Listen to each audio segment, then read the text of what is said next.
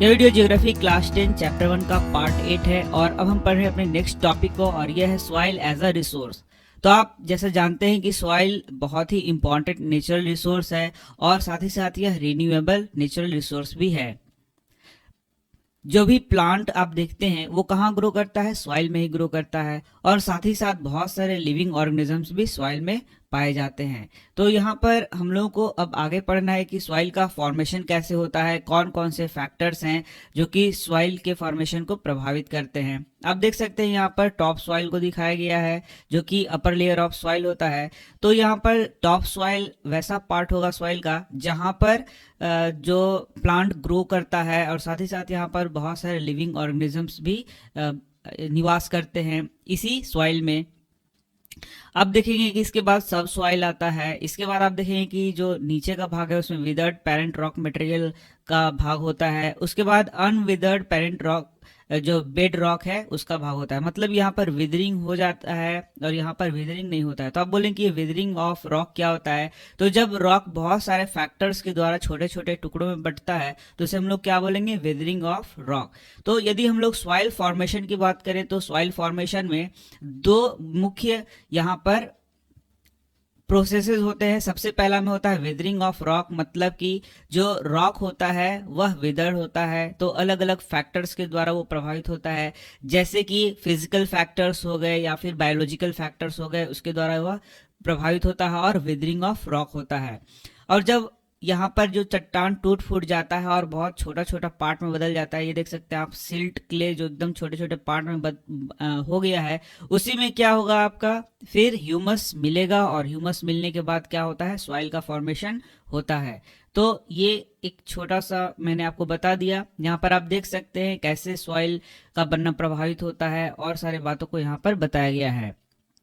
The soil is a living system, soil एक living system है। It takes millions of years to form soil up to a few centimetre in depth. तो ये मैंने आपको बता दिया कि सॉइल को बनने में मिलियंस ऑफ ईयर्स लग जाते हैं, जबकि यहाँ पर बताया गया कि कुछ सेंटीमीटर गहराई तक बनने में ही मिलियंस ऑफ ईयर्स लग जाते हैं। इसके बाद आप देख सकते हैं रिलीफ, पेरेंट रॉक और bed rock, climate, vegetation and other forms of life and time are important factors in the formation of soil।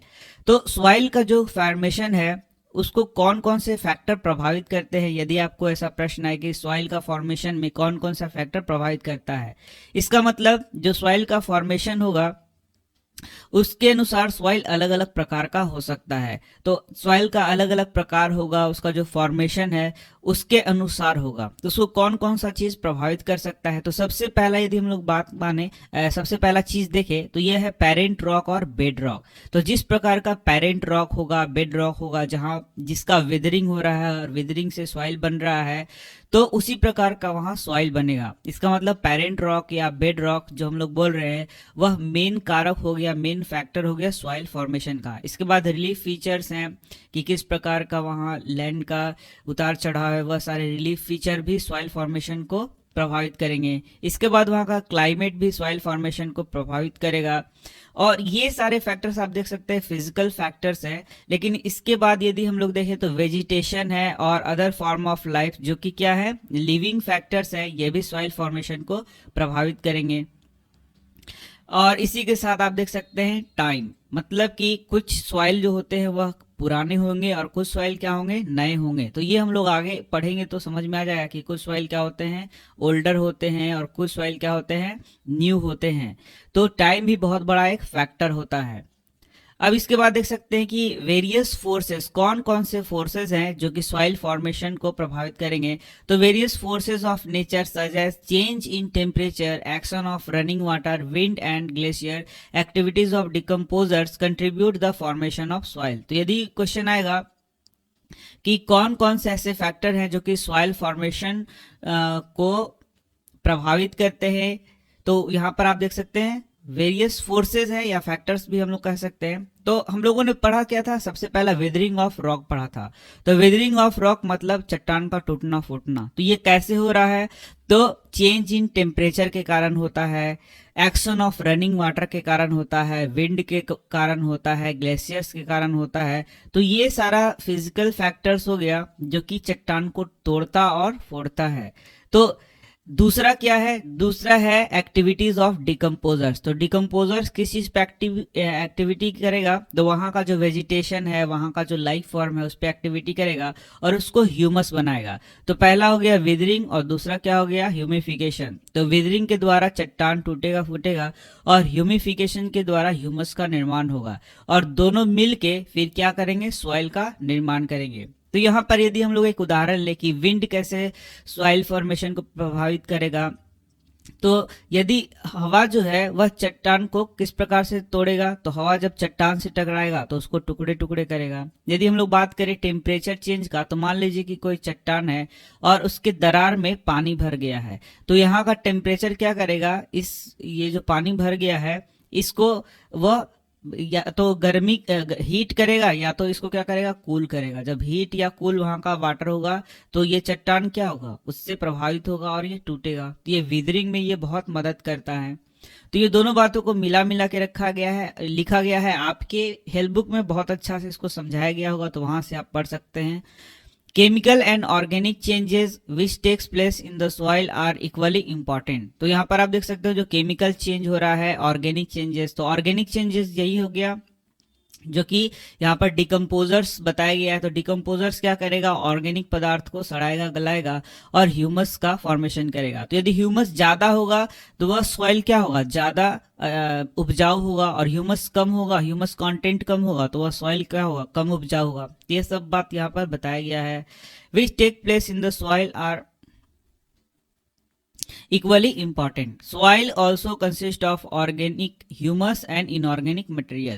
तो यहाँ पर soil में humus present होगा, ये तो आपको अब पता चल गया। On the basis of the factors responsible for soil formation, color, thickness, texture, age, chemical and physical properties, the soil of India can be classified in different types. तो बहुत सारे factors के आधार पर, जैसे कि सॉइल का फॉर्मेशन कैसे हुआ है, कलर क्या है, थिकनेस क्या है, टेक्सचर कैसा है, एज कितना है, यही मैंने बताया था आपको कि एज के बारे में भी हम लोग आगे बात करेंगे। केमिकल और फिजिकल प्रॉपर्टी कैसा है, उस आधार पर सॉइल को यहाँ पर क्लासिफाई किया गया है। तो क्लासिफिकेशन ऑफ सॉइल यहाँ पर हम लोग को पढ़ना है। India has varied relief feature. आप जानते हैं इंडिया का बहुत अलग अलग रिलीफ फीचर है, लैंड फॉर्म्स हैं, क्लाइमेट वेजिटेशन टाइप यहाँ पर बहुत अलग अलग हैं। इस कारण से यहाँ पर अलग अलग प्रकार के सॉइल पाए जाते हैं। तो सबसे पहला हम लोग को क्या पढ़ना है, एल्यूवियल सॉइल, जिसको हम लोग जलोढ़ सॉइल भी कहते हैं, जलोढ़ मिट्टी भी कहते हैं। This is the most widely spread and important soil. ये बहुत ही इंपॉर्टेंट सॉइल है और बहुत ज्यादा ये फैला भी हुआ है, हम लोग अभी देखेंगे चित्र में। In fact the entire northern plain are made of alluvial soil. तो जो हम लोग का नॉर्दर्न प्लेन है वह एल्यूवियल सॉइल से ही मिलकर बना हुआ है। तो आप देख सकते हैं यहाँ पर मैप में दिखाया गया है, ये देखिए ये जो हरा हरा दिखाया गया है, हल्का हरा हरा, तो ये नॉर्दर्न प्लेन है। आप जानते हैं ये किससे मिलकर बना हुआ है, एल्यूवियल सॉइल से मिलकर बना हुआ है। इसके बाद आप देखेंगे तो यहाँ राजस्थान का कुछ भाग है और ये संकरा, फिर इधर से यदि हम लोग बढ़ेंगे तो ये गुजरात का भाग है, ये भी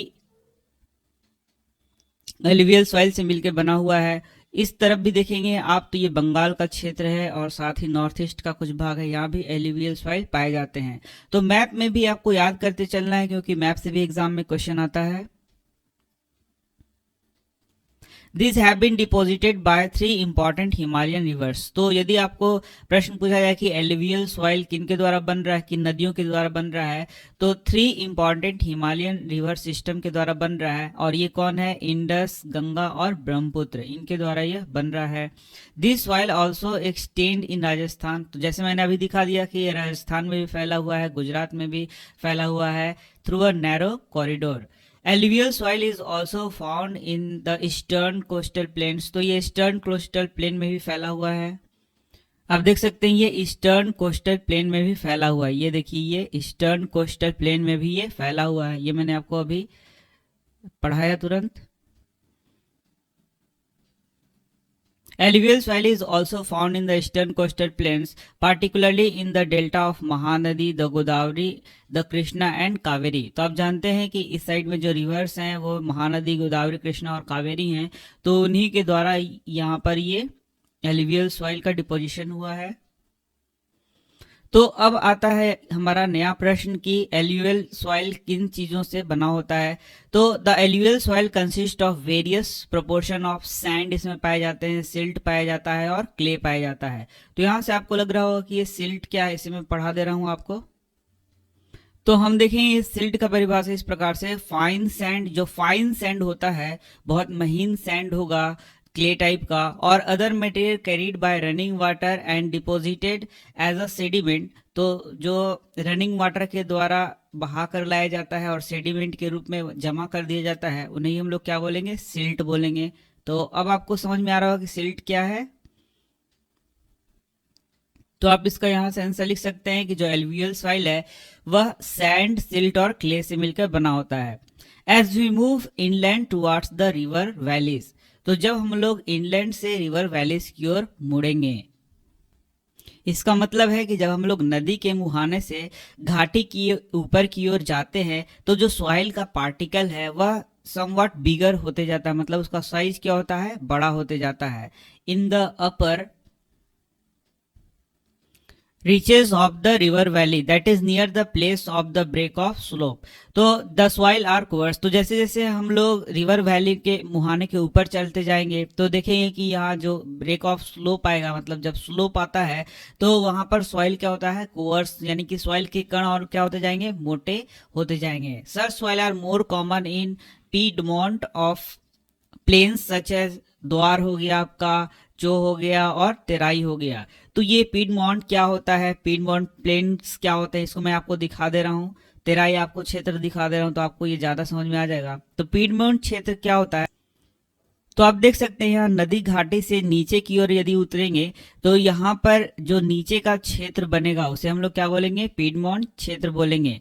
इसका मतलब ये जो माउंटेन है उससे जस्ट नीचे आ रहे हैं यहाँ पर, तो ये पीडमोंट का क्षेत्र बन रहा है और इसमें फिर द्वार बनता है, फिर चो बनता है और फिर तेराई का निर्माण होता है। तो आप देख सकते हैं यहाँ पर तेराई को दिखाया गया है, यहाँ पर आप देख सकते हैं इस प्रकार से तेराई का निर्माण हुआ है। तो यहाँ पर इस प्रकार के सॉइल पाए जाते हैं। Such soils are more common in, मतलब ये सॉइल ज्यादा कहाँ पाए जाएंगे, कौन से सॉइल, तो ये alluvial soil common in piedmont plains such as द्वार हो गया, चो हो गया और तेराई, तो ये तेराई क्षेत्र में ज्यादा पाए जाएंगे, द्वार क्षेत्र में पाए जाएंगे और चो क्षेत्र में ज्यादा पाए जाते हैं। Apart from the size of their grains or component, soil are also described on the basis of their age। तो अब आपको यहाँ देखना है कि ये जो सॉइल है उसका साइज, मतलब उसका पार्टिकल का साइज यानी कि ग्रेन्स का जो साइज है वो अलग अलग हो सकता है और साथ ही साथ इसका एज भी अलग अलग हो सकता है। तो हम लोगों ने एज यहाँ पर पढ़ा था कि एज के आधार पर भी सॉइल अलग अलग प्रकार के हो सकते हैं। तो एज के आधार पर आप यहाँ तक देखेंगे तो According to their age, alluvial soil can be classified on older alluvial soil, जिसको हम लोग क्या बोलेंगे, बांगर सॉइल बोलेंगे, और न्यू alluvial soil जिसको हम लोग क्या बोलेंगे, खादर। तो यहाँ से एकदम वीवीआई क्वेश्चन आपको एक आएगा कि what is the difference between bangar and khadar. तो चलिए हम लोग उसको देख लेते हैं। तो यहाँ पर जैसा कि आप देख सकते हैं ये है भांगर सॉइल और ये क्या है, खादर सॉइल। तो भांगर सॉइल और खादर सॉइल में कुछ डिफरेंसेस है जो कि आपको एकदम याद कर लेना है। तो एलुवियल सॉइल का ये टाइप्स है, ये तो मैंने आपको बता दिया कि एलुवियल सॉइल का ये टाइप है, एक हो गया भांगर सॉइल और एक क्या हो गया, खादर सॉइल। तो भांगर सॉइल क्या हो गया, it is an old alluvial soil, यानी कि एज के रूप में क्या है, ये ओल्ड है। तो ओल्ड को हम लोग क्या बोलेंगे, ओल्ड एलुवियल सॉइल को क्या बोलेंगे, भांगर बोलेंगे। और it is new alluvial soil, तो जो नया सॉइल बनेगा उसे हम लोग क्या बोलेंगे, खादर सॉइल बोलेंगे। तो भांगर सॉइल हो गया ओल्ड और खादर सॉइल क्या हो गया, न्यू। इसके बाद इसमें कुछ और आपको डिफरेंसेस याद कर लेने हैं, जैसे कि इसमें लेस फाइन पार्टिकल्स होगा, जो ओल्ड है उसमें क्या होगा, लेस फाइन पार्टिकल्स, जबकि जो खादर सॉइल है उसमें मोर फाइन पार्टिकल्स पाए जाएंगे। भांगर सॉइल क्या होगा, लेस फर्टाइल होगा और जो खादर सॉइल क्या होगा, वो मोर फर्टाइल होगा। इसमें हाई कंसंट्रेशन ऑफ कंकर नोड्यूल्स पाए जाएंगे भांगर में, लेकिन यहाँ पर आप देखेंगे खादर सॉइल में लोअर कंसंट्रेशन ऑफ कंकर नोड्यूल्स पाए जाएंगे। तो ये 4 डिफरेंस आपको याद कर लेना है। तो खादर से कंकर याद कर सकते हैं कि इसमें लो कंसंट्रेशन कंकर पाया जाएगा, और भांगर में कंकर कंसंट्रेशन क्या होगा, नोड्यूल्स का कंसंट्रेशन क्या होगा, ज्यादा होगा। इस कारण से ये क्या होता है, बहुत कम उपजाऊ होता है, लेकिन ये क्या होता है, बहुत ज्यादा उपजाऊ होता है। According to their age alluvial soil can be classified as older, जो होता है उसे हम लोग क्या बोलेंगे, भांगर बोलेंगे, और जो न्यू होगा उसे हम लोग क्या बोलेंगे, khadar. Bhangar soil has higher concentration of kankar, ये मैंने बता दिया, जबकि आपको खादर में कंकर का जो नोड्यूल का कंसंट्रेशन है वो क्या होगा, कम होगा। It has more fine particles, इसमें क्या होगा, मोर फाइन पार्टिकल्स होगा, and is more fertile than bhangar. तो खादर में क्या होता है, बहुत फाइन पार्टिकल होगा, और इसमें फाइन पार्टिकल्स नहीं होगा। ये ज्यादा फर्टाइल होता है और ये कम फर्टाइल होता है। तो इस प्रकार से आप यहाँ पर इसको याद कर सकते हैं। Alluvial soil as a whole are very fertile, और एज अ होल बात करें तो वाजिब है कि बाकी सॉइल से ये क्या है, बहुत फर्टाइल होता है। Mostly this soil contain adequate proportion of potash, phosphoric acid and lime. तो यहाँ पर यदि आपको क्वेश्चन पूछा जाए कि एलुवियल सॉइल में क्या क्या चीज पाए जाते हैं, तो मोस्टली इसमें क्या पाए जाएंगे, एडिक्वेट मतलब काफी मात्रा में, पर्याप्त मात्रा में, प्रोपोर्शन ऑफ पोटास पाया जाएगा, फॉस्फोरिक एसिड पाया जाएगा, lime, which are ideal for growth of sugarcane. अच्छा, ये किस चीज के लिए, ग्रोथ के लिए बहुत ही आइडियल माना जाता है, तो sugarcane, paddy, wheat and other cereal and pulses, pulse crop, तो सीरियल के लिए, अनाज के लिए, और पल्स मतलब जो दलहन है उसके खेती के लिए बहुत ही उपयोगी है। इसके पैडी मतलब धान होता है। Due to its high fertility, regions of alluvial soil are intensively cultivated and densely populated. तो आप जान रहे हैं कि जो क्षेत्र मैंने आपको वहां पर मैप में दिखाया है उसमें हाईली कल्टिवेटेड ये क्षेत्र होता है और डेंसली पॉपुलेटेड होता है, क्योंकि यहाँ पर इसी के अगल बगल बहुत ज्यादा लोग निवास कर रहे हैं। Soil in the drier areas are more alkaline and can be productive after proper treatment and irrigation. तो जो ड्रायर एरियाज हैं वो मोर अल्कलाइन वाले सॉइल होते हैं, तो उनको अच्छा से ट्रीट करके इरिगेशन का अच्छा सुविधा यदि रखा जाए तो उनमें भी खेती हो सकता है। तो हर एक लाइन आपको नहीं याद कर लेना है, लेकिन कुछ इंपॉर्टेंट क्वेश्चन जो मैंने बताया उसको आपको जरूर याद करके चलना है। तो मैं मिलता हूँ आपसे नेक्स्ट वीडियो में। धन्यवाद।